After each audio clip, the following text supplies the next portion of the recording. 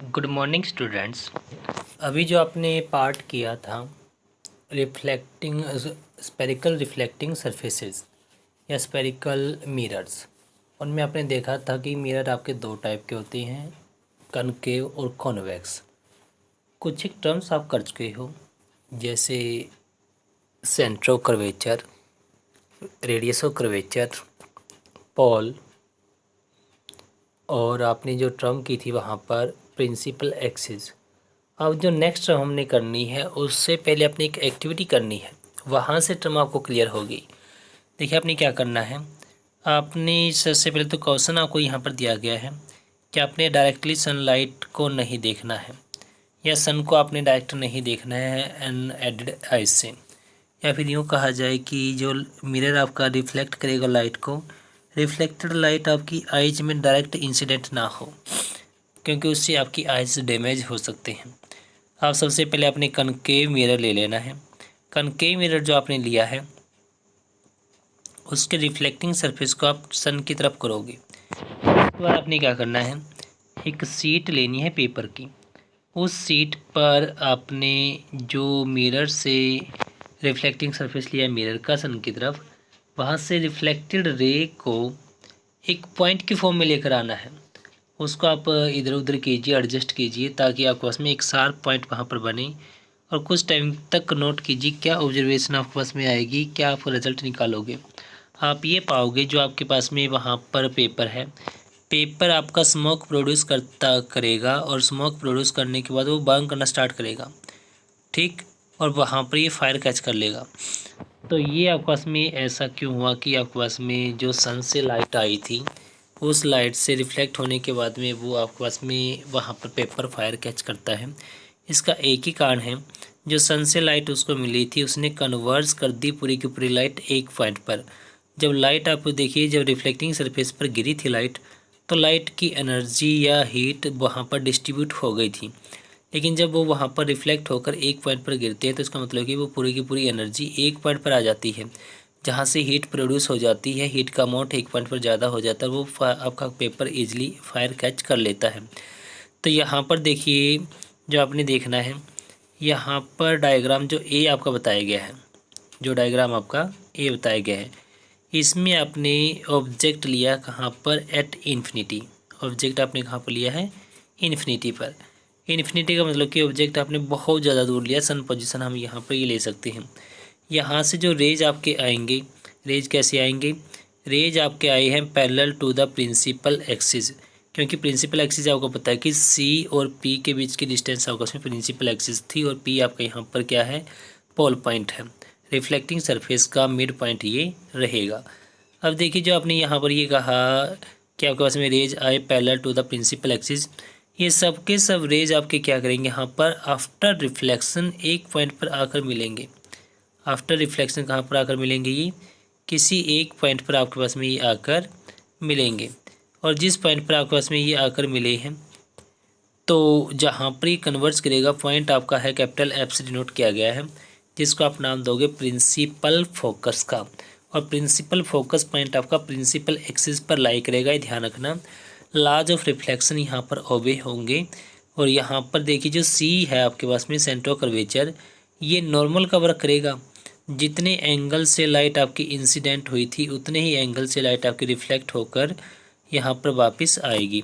Similarly ये जो इस तरफ गई है ये आपके पास में यहाँ से रिफ्लेक्ट होकर वहाँ पर जाएगी, सबके सब आपके एक ही पॉइंट पर आएंगे, जिसे आप किसका नाम दोगे, जिसे आप नाम दोगे वहाँ पर प्रिंसिपल फोकस का, ठीक है। और जो प्रिंसिपल फोकस आपका है यहाँ पर, तो आपको ये क्लियर होना चाहिए वो क्या है। प्रिंसिपल फोकस वो एक पॉइंट है कनकेव मिरर का, जहाँ पर लाइट रिफ्लेक्शन के बाद एक पॉइंट पर कन्वर्ज करते हैं, ठीक। तो उस कारण से इस मिरर को एक कन्वर्जिंग मिरर भी कहा जाता है। लेकिन अगर हम केस देखें किसका, कन्वेक्स मिरर का, किसका केस आप देखते हो, अगर कन्वेक्स मिरर का आप वहाँ पर केस देखते हो, तो वहाँ पर देखिए कन्वेक्स मिरर केस में क्या किया गया है। वही ऑब्जेक्ट आपका इन्फिनिटी पर लाई करता है, सन को मैं लेकर चलूँगा, तो यहाँ पर जो क्या रहेगा मेरे पास में, रेज आएंगे parallel to the principal axis. Principal axis इसका होगा मिरर के इस तरफ, बैक साइड में। तो जो रेज आए हैं पैरेलल टू प्रिंसिपल एक्सिस, ये रिफ्लेक्ट होकर क्या होंगे, रिफ्लेक्ट होकर लाज ऑफ रिफ्लेक्शन को ओबे करते हुए आपके ये यहाँ से रेज जाएंगे बाहर की तरफ, और आप सबको जब पीछे की तरफ मिलाओगे यहाँ पर आप ये पाओगे कि सबके सब रेज आपके किसी एक पॉइंट से डाइवर्ज हुए हैं। इस पॉइंट से सबके सब ये आपके रेज डाइवर्ज हुए हैं, जिसे आप नाम दोगे प्रिंसिपल फोकस का। या फिर आप यूँ कहो कि वहाँ पर वो एक पॉइंट कन्वेक्स मिरर का जहाँ से रेज आफ्टर रिफ्लेक्शन क्या होते हैं, डाइवर्स करते हैं, बिखरते हुए नज़र आते हैं, उस पॉइंट को हम नाम देंगे प्रिंसिपल फोकस का। किस केस में? कन्वेक्स मिरर में।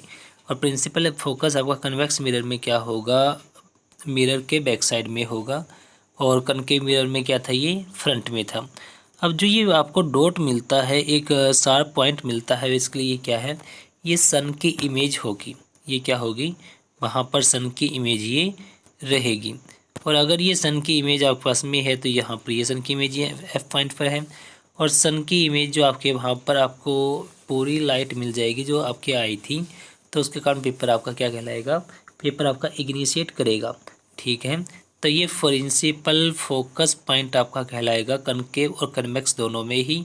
और कनकेव मिरर का अल्टरनेट नाम होगा कन्वर्जिंग मिरर, और कन्वेक्स का मिरर होगा diverging mirror.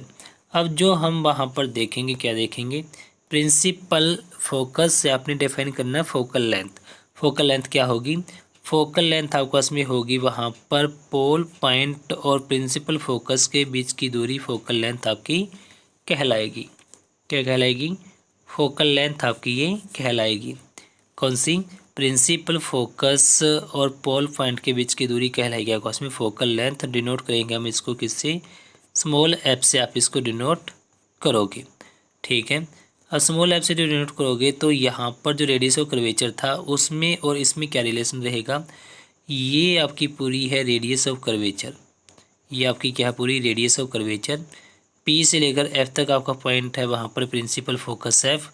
Principal focus F और आर में आप ये रिलेशन पाओगे कि एफ जो आपका है वो आर का हाफ है, या फिर आर आपके पास में क्या है, आर आपके पास में डबल होगा एफ का। ये रिलेशन आपके पास में यहाँ पर बनेगा।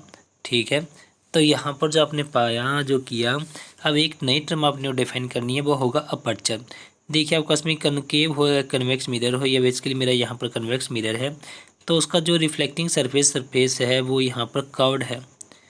ठीक है, इस कर्वेचर का जो पॉइंट आपके पास में रहेगा एम से लेकर एन तक का, एम से लेकर एन तक जो भी ये डिस्टेंस होगी इसे हम नाम देंगे वहाँ पर किसका, अपर्चर का। ठीक है, सिमिलरली अपर्चर आपके पास में किस में होगा, अपर्चर आपका होगा वहाँ पर कनकेव मिरर में भी, और ये कनकेव मिरर में आपके पास में एम से लेकर एन तक की दूरी होगी, और ये आपके पास में कहलाएगा यहाँ पर इसका अपर्चर। तो अब तक जो हमने पढ़ा बेसिक टर्म्स आपकी कंप्लीट हो चुके हैं जो आपने किया है। ठीक है, अब जो बात आपकी होगी किसकी, बात आपकी होगी image formation by spherical mirrors. Image formation by spherical mirrors जो आपने देखना, तो उसके लिए आपने सबसे पहले उसके रूल्स देखने कि क्या क्या रूल होंगे। अब देखिए जो उसके रूल आपके पास में होंगे, उसके लिए मैं यहाँ पर जो टेबल है, ये टेबल आपको इमेज बनाने के बाद ऑलरेडी क्लियर हो जाएगी। तो यहाँ पर हम टॉपिक लेते हैं कौन सा, representation of images formed by spherical mirrors using रे डायग्राम्स। ठीक है, अब देखिए जो रे डायग्राम आपके पास में होंगे, इसके लिए अगर आप देखा जाए तो वहाँ पर क्या होगा, अगर वहाँ पर हम क्या देखते हैं, अगर आप एक एक्सटेंडेड ऑब्जेक्ट ले लेते हो, एक्सटेंडेड ऑब्जेक्ट आपके पास में वो ऑब्जेक्ट होता है जिसके डायमेंशन फाइनाइट होते हैं, फाइनाइट उसका साइज होगा, और ये स्फेरिकल मिरर के फ्रंट में अगर आपका रख दिया जाए, तो जो एक्सटेंडेड ऑब्जेक्ट आपका उसका हर एक पोर्शन वहाँ पर क्या करेगा, एक्सटेंडेड वहाँ पर एक पॉइंट सोर्स की तरह बिहेव करेगा, और वहाँ से वो infinite number of rays originate करेगा। ठीक है, अब जो इन रेज आपके पास में आएंगी, ये रेज कहाँ पर जाएंगी, रेज जाएंगी मिरर पर, लेकिन जो मिरर पर रेज जाएंगी इनफाइनाइट, तो सबके सबको अगर हम लेकर चलेंगे तो रे डायग्राम बड़ा कॉम्प्लिकेटेड हो जाएगा, एनालाइज करना मुश्किल होगा। तो उसके लिए मैंने क्या करना है, उसके लिए मैंने वहाँ पर ज़्यादा नहीं कम रेज को लेकर चलना है, और कम से कम मैं 2 रे लेकर चलूँगा, 2 से ज़्यादा मुझे लेने की कोई ज़रूरत है नहीं। तो जो रेज अवकाश में होंगी वहाँ पर क्या करेंगी, वहाँ पर जब रेज रिफ्लेक्शन के बाद एक दूसरे को इंटरसेक्ट करेंगी। Intersection of at least to reflected raise give the position of the image of the point object. तो ये हमें क्या देगा, ये देगा वहाँ पर पॉइंट ऑब्जेक्ट की इमेज। ठीक है, अब देखिए जिससे नेक्स्ट आपके पास में होगा, फर्स्ट जो मैं यहाँ पर रूल लेकर चलूँगा, जो मैंने क्या लेना है, मैंने लेनी है यहाँ पर a ray parallel to the principal axis. अगर मैं एक रे लेकर चलता हूँ जो प्रिंसिपल एक्सिस के पैरेलल इंसिडेंट होती है, तो रिफ्लेक्टेड रे मेरी क्या करेगी, रिफ्लेक्टेड रे मेरी प्रिंसिपल फोकस से पास करेगी, कनकेव में भी और कन्वेक्स में भी, जैसा कि आप यहाँ से देख सकते हो। और यहाँ पर आपने जो यूज़ करना है, लॉज ऑफ रिफ्लेक्शन को यूज़ करना है। और ध्यान रखना जो सेंट्रो कर्वेचर होता है, ये रेडियस वहाँ पर क्या रहेगा, ये वहाँ पर रहेगा नॉर्मल रिफ्लेक्टिंग सरफेस पर या कर्व्ड सरफेस पर या स्फेरिकल सरफेस पर। तो यहाँ से मेरा डिसाइड होगा angle of incident and angle of reflection, और ये मेरा एंगल ऑफ इंसिडेंस बनेगा नॉर्मल के साथ इंसिडेंट रे का, और रिफ्लेक्शन एंगल ऑफ रिफ्लेक्शन बनेगा नॉर्मल के साथ रिफ्लेक्टेड रे का। और ध्यान रखना एरो हेड लगाना मत भूलना, क्योंकि एरो हेड आपका यहाँ पर रिप्रेजेंट करता है किसको, रिप्रेजेंट करता है डायरेक्शन ऑफ लाइट को। अगर ये मैंने नहीं लगाए तो मुझे ही क्लियर नहीं होगा कि लाइट मेरी किस डायरेक्शन में जा रही है। सिमिलरली आपके पास में प्रिंसिपल फोकस होगा किसके लिए, जो ये जो रहेगा डायग्राम कन्वेक्स मिरर के लिए। दोनों में पोजीशन एक ही रहेगी, लेकिन दोनों के अंदर थोड़ा डिफरेंस आएगा क्योंकि दोनों का नेचर डिफरेंट है, एक कन्वर्जिंग और एक मेरा डाइवर्जिंग है। दूसरा अगर मैं क्या लेकर चलता हूँ, अगर मैं दूसरा वहाँ पर रे ले लेता हूँ, क्या अगर मैं वहाँ पर जो रे लेकर चलता हूँ, रे मेरे पास में कैसी हो, रे मेरे पास में हो वहाँ पर कुछ इस वे से कि जो रे मेरी है ये पास करे प्रिंसिपल फोकस से। रे कहाँ से पास करे, प्रिंसिपल फोकस से। अगर ये प्रिंसिपल फोकस से पास करती है, लॉज ऑफ रिफ्लेक्शन को मैं ओबे करवाता हूँ, तो मैं ये पाऊँगा कि रिफ्लेक्टेड रे का पाथ क्या होगा, रिफ्लेक्टेड रे का पाथ होगा parallel to the principal axis. और अगर मैं थर्ड रे पोजीशन लेकर चलता हूँ रे की, तो थर्ड पोजीशन क्या है मेरे पास में, अगर मैं incident ray of light centre curvature के थ्रू लेकर चलता हूँ, किसके थ्रू, सेंट्रो कर्वेचर के थ्रू अगर लेकर चलते हैं, या फिर कहा जाए कि सेंट्रो कर्वेचर पर अगर लाइट मेरी इंसिडेंट होती है, तो मैं ये पाऊँगा कि रिफ्लेक्टेड लाइट मेरी उसी पास से बैक जाएगी जिस पास से आई थी। अब इसका कारण आपने बताना क्यों जाएगी। देखिए कारण इसका ये रहेगा कि इंसिडेंट का एंगल भी जीरो होगा, तो रिफ्लेक्शन का एंगल भी जीरो होगा लॉज ऑफ रिफ्लेक्शन के अकॉर्डिंग। तो जिस पास से वो आई थी उसी पास से ही आपकी रे वापस जाएगी, सेम पाथ ही रिट्रेस वहाँ पर करेगी। अब जो नेक्स्ट आपके पास में रहेगा फोर्थ रूल, उसके लिए क्या रहेगा, अगर मेरी पास में incident ray of light obliquely incident होती है पोल पॉइंट पर, तो वो उतने ही एंगल से पोल पॉइंट से मेरे पास में रिफ्लेक्ट हो जाएगी, क्योंकि पोल पॉइंट पर अगर रे अपने इंसिडेंट करवाए तो सेंट्रो कर्वेचर ऑलरेडी वहाँ पर नॉर्मल है। नॉर्मल यहाँ पर ड्रा करने की आपको ज़रूरत है नहीं, दोनों पॉइंट्स में आपके पास में ये बन जाएगा कनकेव और कन्वेक्स मिरर में। तो जो ये आपने चार रूल यहाँ पर देखे, पहला क्या था, अगर इंसिडेंट रे ऑफ लाइट आपकी पैरेलल टू प्रिंसिपल एक्सिस जाती है तो वो रिफ्लेक्ट होकर कहाँ से जाएगी, रिफ्लेक्ट होकर वो प्रिंसिपल फोकस से आपकी जाएगी। उसके बाद अगर आपके पास में वो जाती है कहाँ से, अगर इंसिडेंट रे ऑफ लाइट आपके पास में पैरेलल टू प्रिंसिपल एक्सिस ही आपके पास में, सॉरी प्रिंसिपल फोकस आपके पास में अगर ये पास करती है तो ये जाएगी parallel to principal axis. Third अगर आपके पास में देखा जाए तो अगर आपके पास में incident ray of light centre curvature के थ्रू अगर पास करती है तो रिफ्लेक्टेड लाइट आपके पास में सेंट्रो कर्वेचर के थ्रू ही पास करेगी। और जो फोर्थ आपके पास में बनेगा वहाँ पर क्या बनेगा, अगर इंसिडेंट रे ऑफ लाइट आपके पास में ऑब्लिकली इंसिडेंट होती है पोल पॉइंट पर, तो उतने ही एंगल से आपके पास में ये वहाँ पर रिफ्लेक्ट करेगी। तो इन रूल्स को आपने वहाँ पर बड़े ध्यान से करना है, सबके सब आपने डायग्राम बनाने हैं अपनी कॉपी में ज्योमेट्रिकल टूल्स को यूज़ करते हुए।